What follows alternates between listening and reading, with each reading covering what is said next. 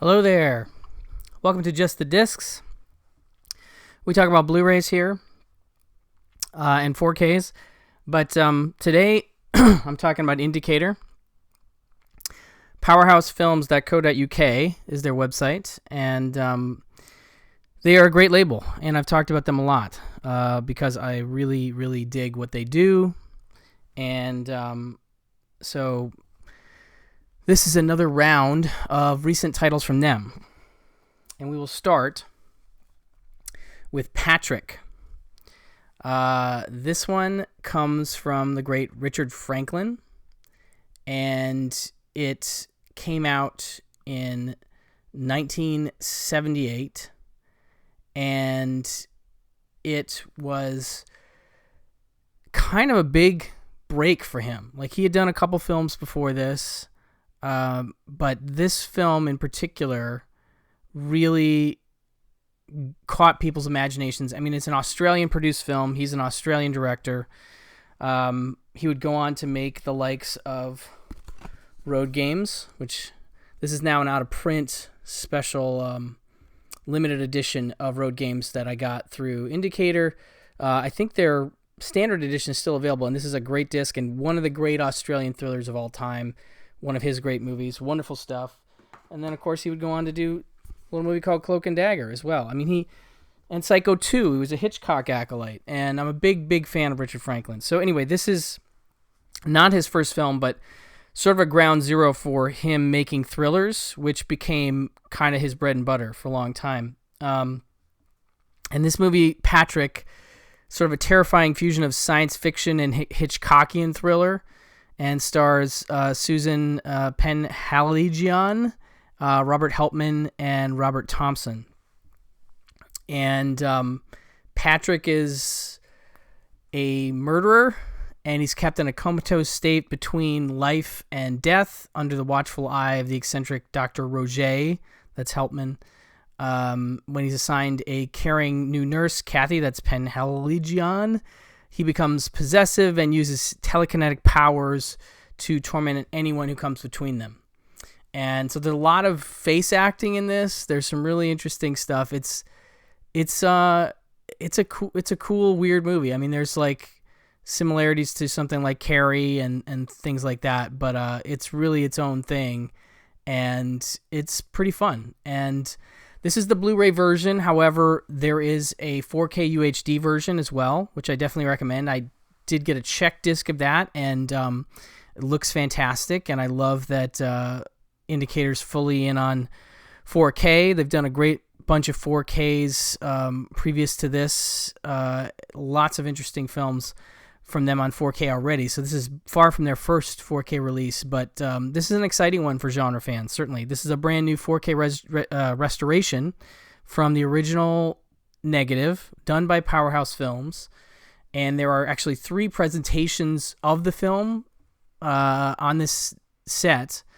You have the Australian theatrical version, that's 113 minutes, the shortened, redubbed US theatrical cut, that's 97 minutes, and the Italian language version featuring an alternative score by prog rock legends Goblin, who did Dawn of the Dead and Suspiria, really great stuff.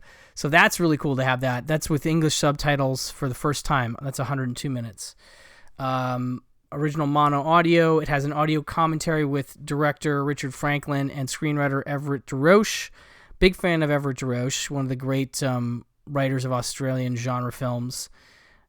He would go on to do a bunch more and had done some prior to this. That's an old commentary from 2002, but I'm so glad they included that. On-set interview with Richard Franklin from 1978, about 10 minutes. Behind-the-scenes interview with him conducted by an Australian film critic, Ivan Hutchinson. So I love that sort of thing, too. On-stage interview with Richard Franklin from 2001. Obviously, he's no longer with us, so these are going to be older features, but still great to have. Previously unseen interview with the director in which he discusses Patrick and its unofficial Italian sequel, 1980's Patrick Still Lives, which I can't remember who put that out. Somebody put that out. Severin, I want to say? Yeah, I'm pretty sure that was Severin. A coffee break with Anthony Giannani, 2009, it's an 18-minute interview with the renowned genre film producer as he revisits this film, Patrick. Not Quite Hollywood interviews from 2008, 62 minutes, extension selection, sort of a selection of outtakes from Mark Hartley's acclaimed documentary, Not Quite Hollywood, on Australian cinema, featuring Franklin, Giannani, DeRoche, actors Susan Penhelegian and Rod Molinar. Shock Tactics, a new 27-minute in-depth appreciation by academic and Australian cinema specialist Stephen Morgan. And of course, this comes in a beautiful hard box. I love the hard boxes. So you have your disc in a cardboard case like that. And then you have a beautiful 80-page book. I'm not even going to call this a booklet because it is a book. And it's matte finish, beautiful, well-made, just great discs. This is an all-region Blu-ray. This is the U.S. version, or I guess it's all-region. And obviously the 4K would be all-region as well. But that's Patrick. Very exciting to get another Richard Franklin movie in the Indicator collection. And then we follow that with Snapshot, which is a film that has a number of titles. I want to say The Day After Halloween is one. A very interesting thriller that is directed by Simon Wincer in 1979 and was something that producer Janah talks about on this disc as a follow-up to Patrick. Patrick was so successful and was, purchased in like every territory in the world, basically. So, again, a big breakout for not only Mr. Richard Franklin, but also just Australian genre cinema, which was, finding its way around this time. Mad Max would be this same year. I think that's 79. So anyway, this has a direct line to Patrick in that it's produced because of Patrick's success. But yeah, this one from 79, it is a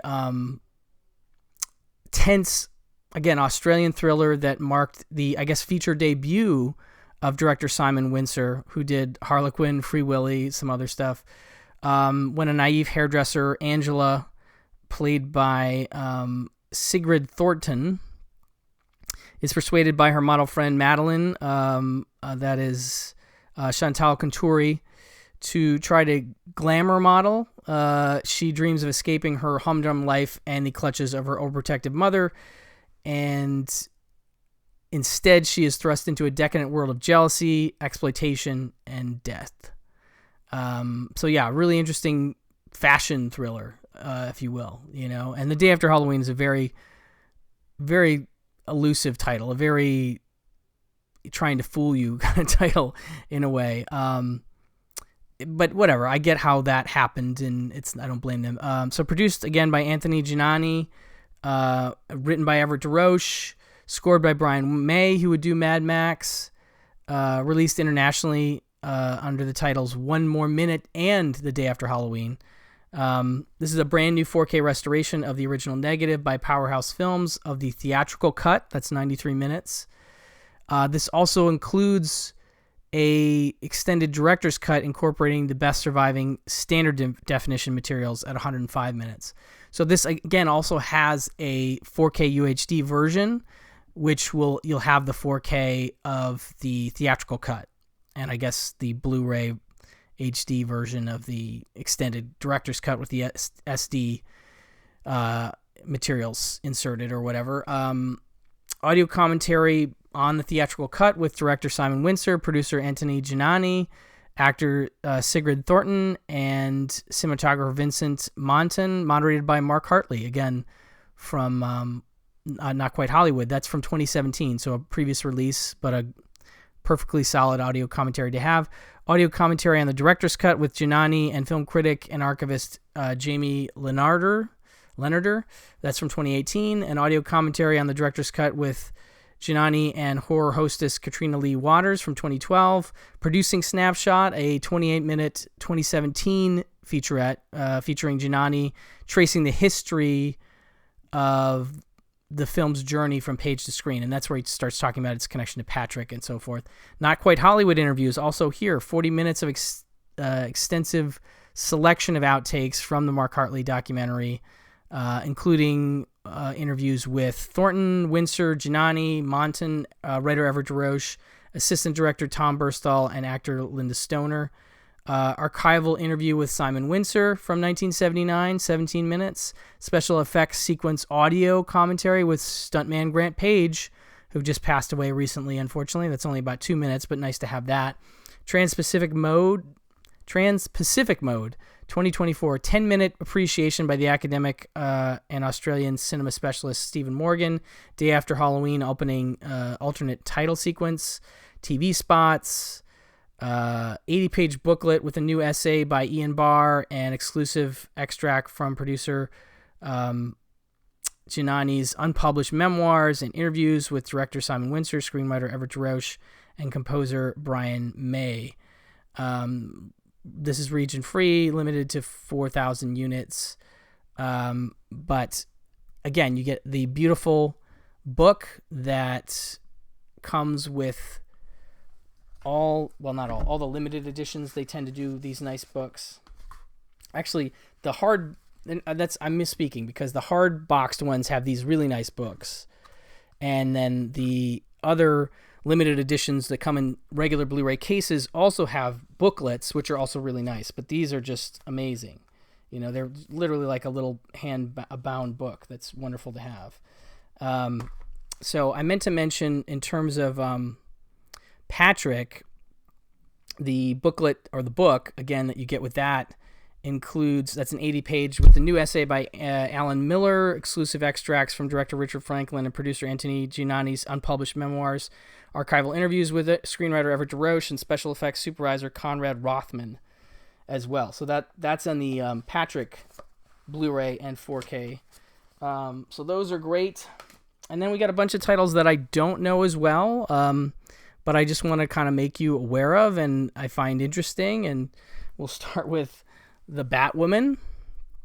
This is from 1968, directed by Rene Cardona. Wrestlers, mad doctors, and human fish hybrids abound in the Batwoman. A colorful showcase for the talents of Italian-Mexican sex symbol Maura Monti.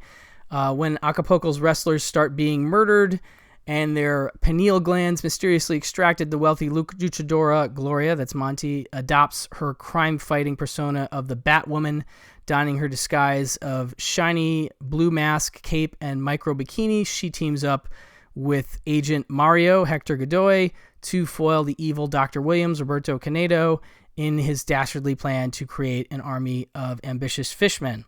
Produced by Guillermo Calderon, Santos versus the Riders of Terror, which I will talk about in just a little bit. Directed by Rene Cardona, who directed The Panther Woman, which I will also talk about in a second. Batwoman is an eye-popping, high-camp blend of lucha libre and superhero action. 4K restoration from the original negative, original Spanish Mondo audio commentary with film historian and Mexican cinema specialist David Wilt. That's brand new. Bat of Nine Lives, brand new 20-minute Maura Monti, the Batwoman herself, discusses her life and short, prolific career in Mexican genre cinema. Adventures in Mexicolor. This is also new, 21 minutes. Mauricio Matamoros Duran, journalist, writer, and indie editor of Belzebu and a formerly of DC Comics, examines the position of the Batwoman within the Mexican and international pop and comic book culture. And Fantastic Creatures, 2024, 14 minutes. Jose Luis Ortega Torres, film critic, teacher, and author of the book Mastrologia del Cine Mexicano, explores the monstrous creations of early Mexican genre cinema. This also has a limited edition 80-page book with a new essay by Dolores Tierney, archival essays by Doyle Green and Andrew Coe, archival interviews with Maura Monti, and full film credits. This is the UK Blue premiere. This is a region-free disc as well. Very excited to check this one out. It looks like a lot of fun. Then we have The Panther Woman. Again, as I mentioned, this is also directed by Rene Cardona from 1967. So it's, I think, is previous to this. And this gothic horror and lucha libre collide in the Panther Woman, which showcases a host of Mexico's top female stars, including Elizabeth Campbell, Ariadne Welter, and Yolanda Montes, a.k.a. Tongolele. Panther women are a witch cult who resurrect their leader by sacrificing the descendants of the family which murdered him. As the cult seeks to kill the youngest descendant, they are taken on by fearless luchadors Loretta Venus and the Golden Ruby. Directed by Rene Cardona, who also did Night of the Bloody Apes, apparently. Scripted by Alfredo Salazar, who wrote The Batwoman. And produced by Guillermo Calderon, who produced Santos versus the Riders of Terror, which I'll talk about in a second. The Panther Woman is an action-packed and influential classic of the cine luchadoras. I love this focus on Mexican cinema. They've released box sets. The Mexico Macabre box set from Indicator is great, but they've done some other standalone older Mexican horror releases. I just love the cinematic exploration that Indicator does, and that I don't feel like a lot of other labels are doing. They're just really pushing the boundaries and kind of doing what they want, and I love that they have the audience to do this. So, if you like what they do, and I do, I recommend supporting these kinds of releases and showing them that this is not just like some kind of a gamble. This is something that is of interest and will be enjoyed. So this is a new 2K restoration from the original negative, original Spanish mono audio commentary with the publisher of From Parts Unknown and screenwriter of Los Campanos de la Lucha Libre, Keith J. Rainville. Let Them Fight. This is a new 15-minute featurette. The killer film El Critico Enmascarado, the masked critic, lucha libre specialist, and filmmaker behind the Monterrey female wrestlers documentary La Femenil, discusses the protagonists of the film, the Cine Luchadoras, and the controversial history of Mexican female wrestling. A featurette called Catfight, also brand new, 24 minutes, academic and Latin American horror specialist Valeria Villegas Lendval, also known as Marina de Fuego, examines the struggle for empowerment and the subversive repression of the female characters in the film. Limited edition 80-page book with new essay by Ian Robert Smith, archival essays by Janah Mobius and Ricardo Cardenas Perez, an archival interview with Guillermo Calderon. UK Blu-ray premiere, but this is also a region-free Blu-ray.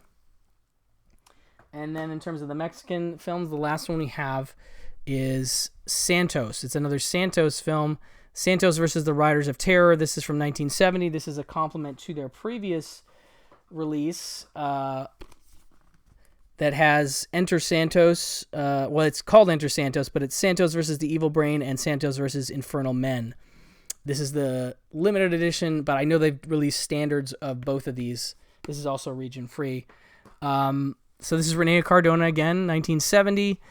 El Santo, the Silver Masked Man, rides into the Wild West in Santo versus the Riders of Terror, a unique blend of gunplay and lucha libre action. When a group of lepers escape from their asylum, they fall under the influence of a band of outlaws who are terrorizing a small western town. The desperate sheriff calls for El Santo to defeat the bandits, defend the townsfolk, and help the exploited lepers. Produced by Guillermo Calderon, Batwoman, and the other films we've talked about here. Santos vs. Riders of Terror sees the Cine de Luchadores meet the chilly Western and adds dashes of horror and romance along the way. This striking 4K restoration is also coupled with Lepers and Sex, the recently discovered sexy reworking of Santos versus the Riders of Terror. I love that there are also alternate versions of these films, and then Indicator has bothered to go out and get them and do a striking 4K restoration of them. Which was created by the producers for the export market, all without the knowledge of the family-friendly El Santo. So apparently El Santo is traditionally a family-friendly character, and that was a bit of an underhanded thing to do, I guess. So 4K restorations from the original negative, 2 presentations of the film, as I mentioned, the original Mexican theatrical cut, 78 minutes, and the Lepers and Sex extended softcore version, 84 minutes, with added stuff, I guess. Original Spanish mono audio commentary with film historian and Mexican cinema specialist David Wilt. That's brand new. New Sheriff in Town, 2024, 13 minutes. Previously unseen interview filmed in 2009 with actor Armando Silvestre. in which he discusses his involvement with the Calderon family. Western a la Mexicana, a new 12-minute featurette. Lucha Libre specialist and filmmaker, the killer film El Critico Enmascarado, the masked critic, assesses the film, its different versions, and its place within the film career of El Santo. Cardona Bonanza, another new featurette, 9 minutes. Armando Hernandez, writer, programmer, and creator of the Trash Mex website, discusses Rene Cardona's career and the Cardona dynasty. Alternate French opening credits. And this has another limited 80-page booklet with a new essay by Colin Gunkel, archival essays by Doyle Green, Olivia Constantino, and Brian Price, archival interviews with El Santo and Viviana Garcia Besnay, and full film credits. UK premiere of Santo versus Riders of Terror on Blu-ray. World premiere of Lepers and Sex. That cut has not been seen apparently on Blu-ray. This is region free, and that will do it for that one. And then we got some sort of standalone limiteds here. We'll start with one that I'm very interested to check out because it's from one of my favorite filmmakers, and that's John Frankenheimer.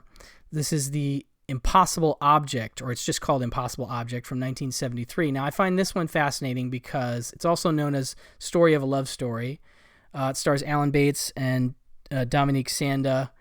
And it lies in Frankenheimer's very interesting career.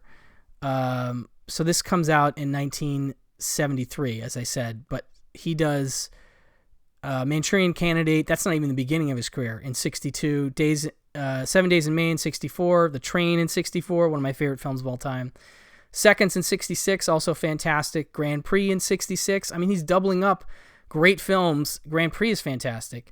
And then he goes into some other lesser seen stuff like The Fixer in 68, The Extraordinary Seaman in 1969, The Gypsy Moths also in 69. That's a really interesting skydiving movie with Burt Lancaster.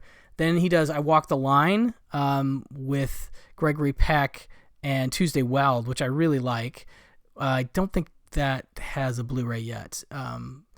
And then something called The Horseman, which I've never seen, in 71. And then he does Story of a Love Story, a.k.a.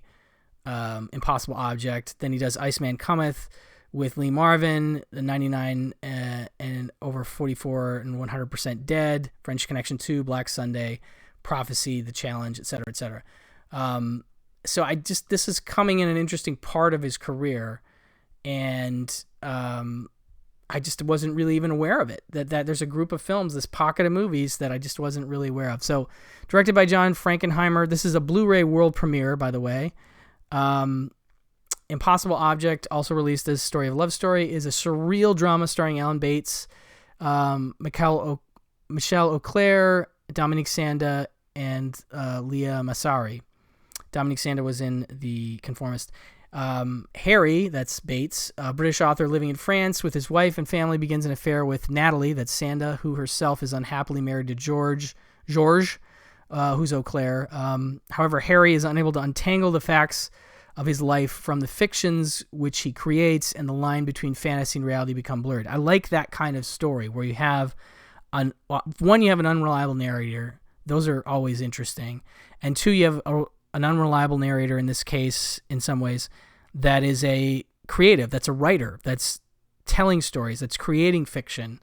And I just want to see, Frankenheimer's take on this sort of story. Adapted by Nicholas Mosley from his own Booker Prize shortlisted novel, photographed by Claude Renoir, who shot Barbarella, apparently, and scored by Michel Legrand, who's a great composer of beautiful scores, tons of great scores I can't even name, of course, right now. Impossible Object is a long overlooked classic of 70s European cinema. So this is a new 4K restoration, and again, two presentations of the film. Impossible Object, the original French theatrical cut in 113 minutes. I believe that is in French, subtitled, and then Story of a Love Story, the alternative international cut, which I believe is in English, 104 minutes, original mono audio. This is great. You get an audio commentary from film expert Tim Lucas. Very excited to hear that. Interview with John Frankenheimer from 73, about 5 minutes, an extract from a French television program, Le Cinéma A, featuring the director discussing the film before and after an early public screening. These obscure subjects of desire, objectified women in the lost films of the Frankenheimer and Lumet. 2024, 13 minutes, and filmmaker and historian Daniel Kramer examines the thematic and historical interconnections between Impossible Object and Sidney Lumet's 1969 feature, The Appointment. Stories of a Love Story, 2024, 10-minute video comparison analyzing the differences between the two versions of the films. I love that. Story of Love Story script gallery, surviving pages of the dialogue continuity records, newly translated English subtitles for all French dialogue, new English subtitles for deaf and hard of hearing, limited edition. That's right. I did watch some of a screener of this, and I guess there is some French, there's some English. Limited edition exclusive 44-page booklet with a new essay by Adam Scovell, a new appreciation by experimental artist and record producer Russell Haswell, a look at the work of Nicholas Mosby and the themes of the source novel, excerpts from John Frankenheimer's interviews, and an overview of contemporary critical responses, will premiere on Blu-ray. And this is a region A and B film, so not fully region free, but very curious to see that one. Then we have The Man Who Had Power Over Women. This is directed by a man named John Krish from 1970. This is a world Blu-ray premiere, website exclusive limited edition Blu-ray. And the dark side of swinging London is explored in The Man Who Had Power Over Women, starring Rod Taylor. I love that they list Zabriskie Point as one of his credits. That's one of my big, I hope it gets a Blu-ray at some point. I really love Zabriskie Point. Carol White, James Booth, and Keith Barron from The Land That Time Forgot. Womanizing talent agent Peter Reaney, that's Taylor, splits from his long-suffering wife, moves in with his best friend Val Booth, and promptly starts an affair with Val's wife Jody. Added to the complexity of his personal life is his client, wayward pop star Barry Black, Clive Francis, for whom he is asked to cover up a dark secret. Directed by John Krish, Unearthly Stranger, apparently one of his other credits. This release includes an extensive interview material with Krish, as well as a newly restored versions of two of Krish's acclaimed short films, Break In from 1956 and the powerful anti-apartheid drama Let My People Go from 1961. Very exciting inclusions for those. Limited edition exclusive to the Powerhouse Films website and will not be available to purchase at any other physical retailer or website. So that's something to be aware of. You have to go to powerhousefilms.co.uk to get this disc. 4K restoration, original mono audio, the BEHP interview with John Krish, 1994-2004, 90 minutes, archival audio recording of the celebrated director in a career-spanning conversation with Rodney Geisler, made as part of the British Entertainment History Project. A Bad Marriage, 2024, 11 minutes. Screenwriter Alan Scott discusses the process of adapting The Man Who Had Power Over Women for the big screen with writing partner Chris Bryant and the reasons for removing their names from the final film. Always an interesting wrinkle. Then we have A Bad Marriage, 2024, 11 minutes. Screenwriter Alan Scott discusses the process. Sorry, I just went through that one. Break In is one of the features, the shorts. That's a 44-minute short from 1956, Krish's dramatized training film about the military police, made for the British Army and featuring Jim Dale in his earliest known screen performance. Wow, I love me some Jim Dale. I was just watching Hot Lead and Cold Feet, one of my favorite old Disney movies, where he plays a triple role. Let My People Go, 1961, the 24-minute short, Krish's powerful polemic film, which combines archival footage and staged reconstructions to inform and educate about the brutal realities of apartheid in South Africa. Limited edition 40-page booklet with a new essay by Vic Pratt, archival interviews with Rod Taylor and John Krish, new writing on Break In, Patrick Russell on Let My People Go, and film credits. I love that they have essays on the shorts. That's how far Indicator will go, and I love that they do that. This is another Region A and B release, and again, a website exclusive, The Man Who Had Power Over Women. Another one I'd never heard of, as is this, the last one I will talk about, which is Janah, I guess. This is from 1998, starring the great Christopher Lee, produced and directed by Jamil Delavi, excuse me. Christopher Lee stars in Janah, an epic drama about the life of Pakistan's founding father, Muhammad Ali Jinnah, directed by Jamil Delavi, who had directed Born of Fire and Immaculate Conception, exploring Janah's journey from political isolation in the Indian National Congress to his leadership of the Muslim League, and from his controversial fight for a Muslim homeland to the partition of India. This ravishing and enthralling film examines the founding of Pakistan as well as the bloody aftermath. Co-starring Indian screen icon Shashi Kapoor, and with the support from James Spock's performance, Indira Varma, Sam Daster, and Maria Aitken, who's in A Fish Called Wanda, I guess. Janah features a commanding performance from Christopher Lee, one which he himself considered to be the best of his career. Well, there you go. There's your reason to watch this movie. It's Christopher Lee's personal favorite performance he ever gave, and the man is no slouch, so that means it's pretty masterful. High definition remaster, newly regraded under the supervision of director Jamil Dalavi. Original 5.1 sound and stereo audio tracks. Alternative Urdu stereo audio track.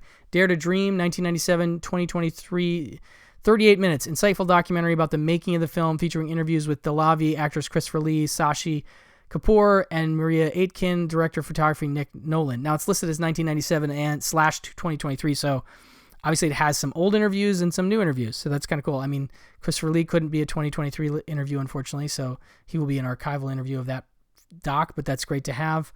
That's the main feature here. We also have a limited edition 36-page booklet with a new essay on the film's troubled production by cinema expert and film festival programmer Eric Peretti, and an overview of contemporary critical responses. This is a region-free release, and that will do it for this round of films from Indicator.